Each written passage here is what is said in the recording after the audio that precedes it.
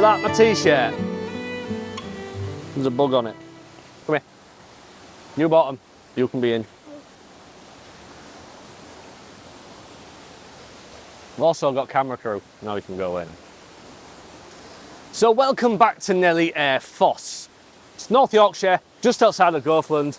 Unfortunately, since the last time I was here, a really big tree has appeared right in the middle of the waterfall, which is a bit annoying because this is a really nice little waterfall to get everything in. So it's kind of scuppered my thought process a little bit. I'm guessing we may end up having to just punch in on the little individual things and just go for some texturized waterfalls. If that makes sense. Let's get a longer lens on and see what we can do. So typically when I shoot waterfalls, I like to shoot wide and get everything in. So I'm actually quite racing the challenge here of having to shoot a little bit more zoomed in and just isolate subjects. Now, I've got a composition here which I think should work all right. It's just, there's a little bit too much sunlight on the bottom of the beck. So I think the plan here is to get some filters on, some polarizing stuff, take hold of the glare and reflection of everything, and then just wait and hope a cloud goes in front of the sun just to calm some of the highlights down a little bit. I don't want big gradients between shadow and light in the photograph. I think it might look a bit scruffy doing that. But I think it's maybe time just to see if the sun gets obscured by a cloud, and hopefully we'll take a really nice photograph. The equipment that I'm using today is the Lumix GX-80 with the Panasonic 14 to 42 kit lens on. That's right, I'm using a kit lens today because I want to prove a point that you don't need to buy expensive lenses to take nice photographs. So let's see what this combination is capable of doing. So the camera setup now, focus is locked. I have a polarizing filter on, taking some of the glare and the sheen off of the wet rocks and the water as it's coming down.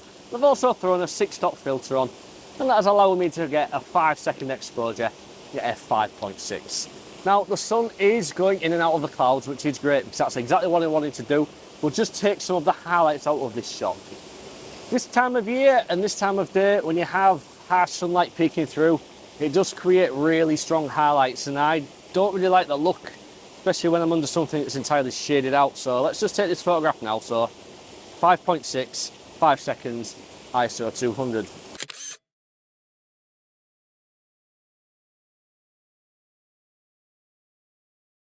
So for this next photograph, I want to do something a little bit more punched in, and specifically around the bottom of the last photograph where the water is crashing against these rocks at the bottom of this pool. So again, the same sort of setup as before. I've got the polarizing filter on and the 6-stop ND filter. For f8, 10 seconds, ISO 200, and I'm going to use a 2-second timer. And I just want to grab all of the texture where the foam's all swirling around at the bottom and the water crashing against the rocks. I thought a punching shot might work quite well, so here it is.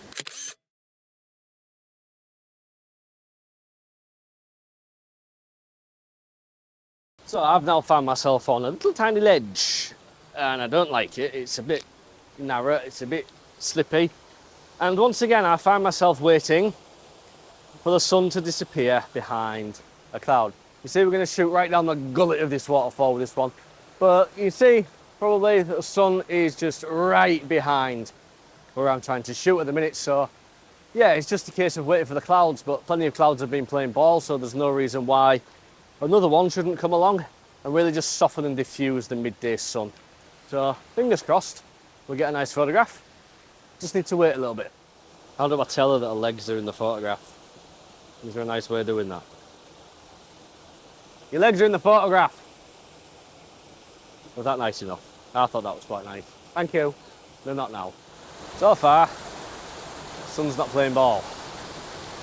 I've been doing this long enough now that I should know that this is entirely the wrong time of day. To be out doing this, I should have learnt a lesson. I might abandon this photo, you know. I'm just thinking, behind me, there is just so much light and reflection behind me. I don't even think with a little bit of cloud cover it would help it. And I'm kind of wondering if even when the sun does get obscured a little bit, you see all of the sky reflection in the water there, that's probably not going to go away. And that's not going to give me the look that I want it for.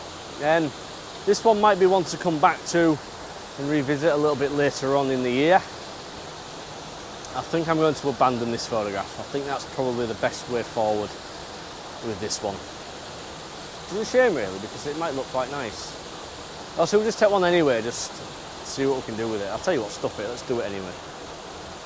2 seconds, f8, ISO 200.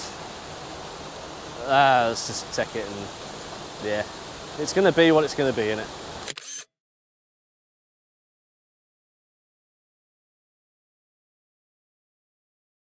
So, back at the car. That climb out of there, down there, is just the worst slog. It's just cruel. It's not very steep, but it just goes on forever.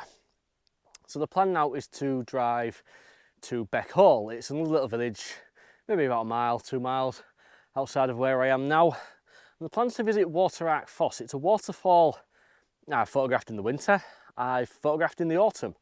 I've never actually been down there in the summer, and I'm just curious to see what it looks like down there at this time of year. I'm guessing a lot of greenery, more than likely, being, you know, summer. But yeah, I just really want to see what it looks like down there at this time of year when everything is full and lush. And yeah, so let's take a quick drive just up the road and see what we can do with this next waterfall. Fortunately, the clouds come over, which should diffuse a lot of the light, and it will eradicate the harsh highlights that I've been talking about pretty much throughout this video. So let's get down there and see what we can do. So now I've about made it down the 3 million steps that we need to traverse to get to the bottom of here. I just want to talk to you for a second about image quality and what it means to me. And image quality to me may mean something completely different to you, and that's absolutely fine. That is totally acceptable. Everyone has their own needs and wants from things, don't they? So when I first picked up a camera, I felt I needed expensive Canon L series glass to take nice photographs. Image quality is there, sharpness, resolution, and all of those kinds of things. And as time went on and I improved slightly as a photographer, my need for that kind of lens disappeared somewhat, and I moved briefly into vintage M42 lenses and had a lot of fun with those. You know, the old manual lenses that your granddad used to shoot with. Had a lot of fun with those, but they don't have the same level of sharpness, same level of resolution as the Canon L series stuff did. And over time, I kind of realised that that's not what image quality is to me. To me, image quality is composition, it's light, it's time of day, it's atmosphere, it's telling a story.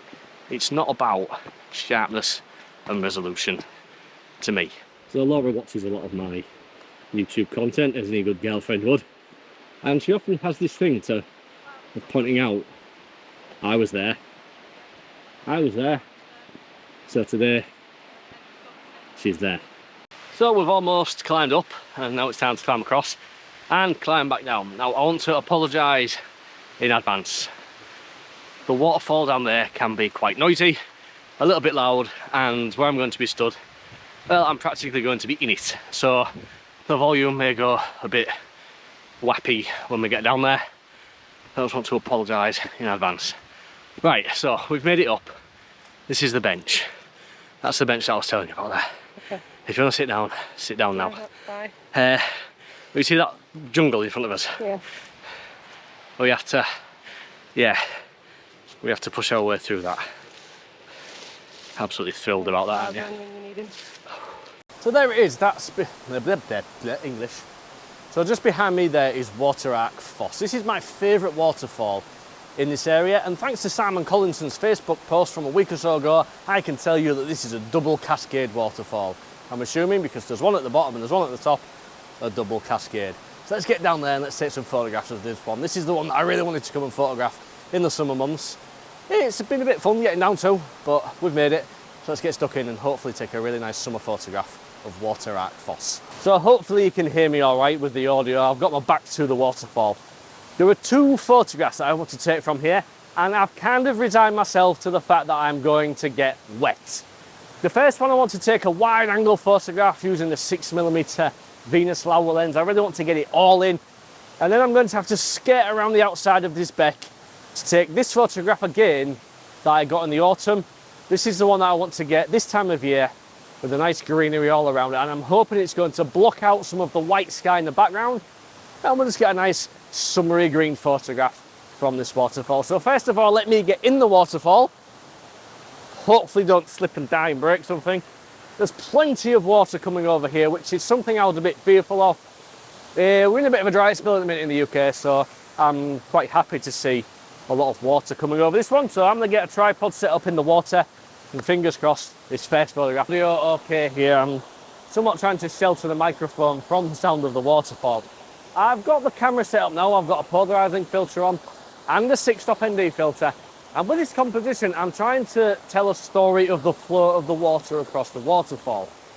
You can see the waterfall comes down there, flows through the bottom, and it goes out the bottom behind me. And I'm trying to show the flow over all of these rocks, coming in from the top left-hand corner all the way down to the bottom right.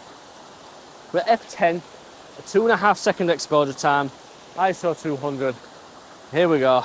Let's take this photograph and hopefully it turns out all right. That seems to have done, yeah, that's got in there what I wanted to do. I've used the polarizer just to bring some colour and some saturation to the rocks in the front of me. The 6-stop filter's giving a lot of flow to the water. And like I said, it's coming in from the top left-hand corner and exiting on the bottom right-hand corner. Jobs are good.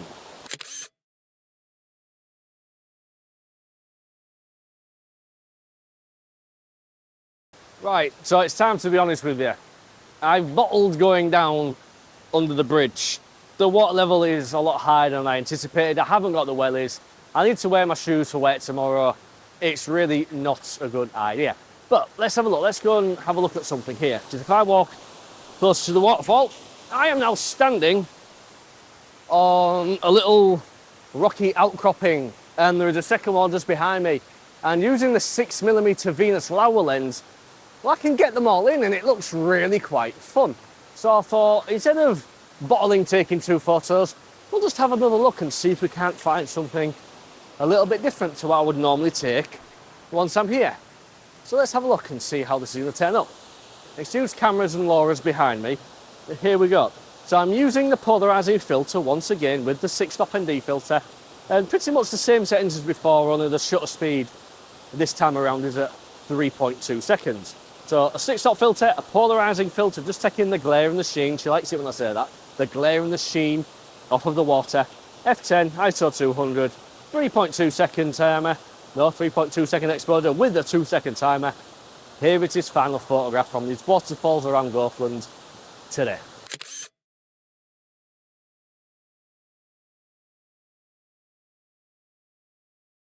So thank you very much for watching today's video, and I hope I was able to demonstrate that you don't always need really expensive lenses to get what other people will consider image quality.